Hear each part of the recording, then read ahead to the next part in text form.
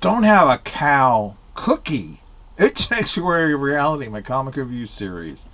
Time now for Cerebus issue 249, the 18th chapter of Going Home.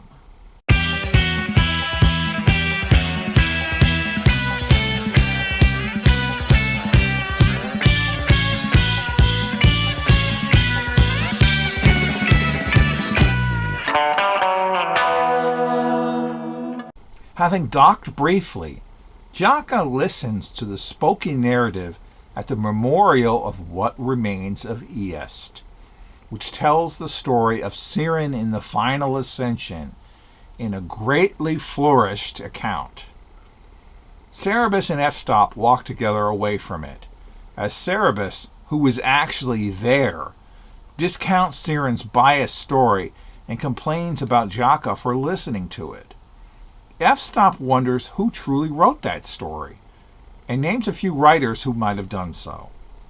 Cerebus reveals he and Jaka will be departing the barge soon, which F-Stop is surprised to learn, and claims that "we'll miss you," before correcting himself into "I'll miss you."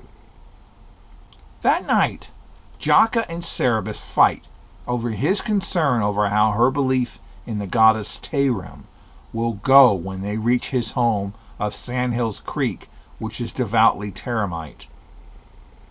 She's indignant to his concerns, and F-Stop hears them and envisions how soon Cerebus will be leaving without Jaka. The next morning, the barge arrives at the Dead Salt Locks, the place Cerebus and Jaka are scheduled to depart at. What already awaits them there?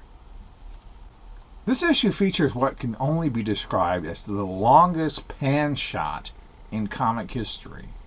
Around this time, The Authority by Warren Ellis and Brian Hitch was being used to coin the term widescreen comics. But here we have true cinematic comics. It's all one big camera move.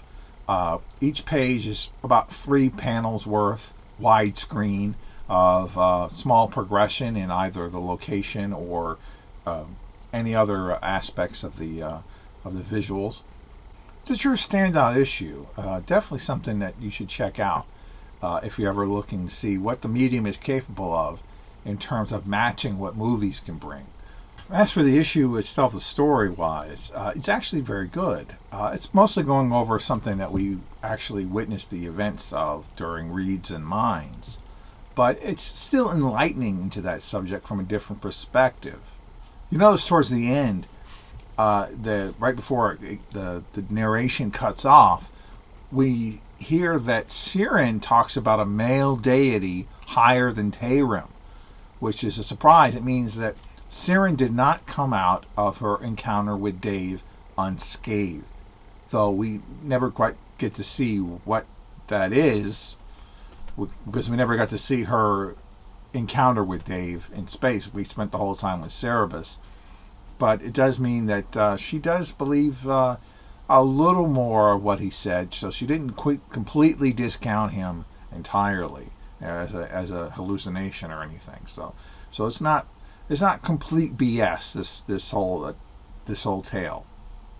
Oh, of note, F-Stop mentions 2 other writers that could have possibly written the whole Siren's account thing.